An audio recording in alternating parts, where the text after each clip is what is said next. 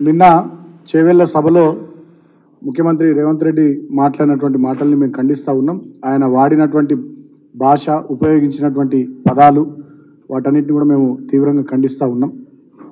నిన్న కాంగ్రెస్ ప్రభుత్వము వాళ్ళు ఇచ్చినటువంటి 6 గ్యారంటీల్లో మళ్ళీ 2 గ్యారంటీలను మేము అమలు చేస్తున్నామని చెప్పి ఉచిత గ్యాస్ సిలిండర్ పథకము, 200 యూనిట్ల ఉచిత విద్యుత్ పథకాన్ని ప్రారంభిస్తున్నామని చెప్పి గొప్పలు చెప్పారు. కానీ వాస్తవానికి చూస్తే దాంట్లో ఎక్కడ కూడా రాష్ట్రంలో 1,24,00,000 గ్యాస్ కనెక్షన్లు ఉంటే, 90 లక్షల తెల్ల రేషన్ కార్డులు ఉంటే, కేవలం 40 లక్షల మందికే ఈ ఉచిత గ్యాస్ సిలిండర్ పథకాన్ని వర్తింపజేస్తామనడం అంటే నిజంగా అది కాంగ్రెస్ పార్టీని, వాళ్ళ గ్యారంటీల్ని, వాళ్ళ హామీల్ని నమ్మి ఓట్లేసిన జనానికి నెత్తి మీద శటకోపం పెట్టడమే తప్ప ఇంకోటి కాదు.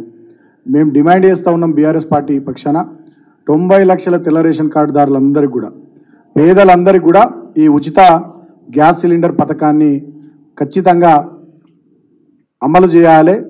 వాళ్ళందరికీ వర్తింపజేసేటట్టుగా ప్రభుత్వం చర్యలు తీసుకోవాలి.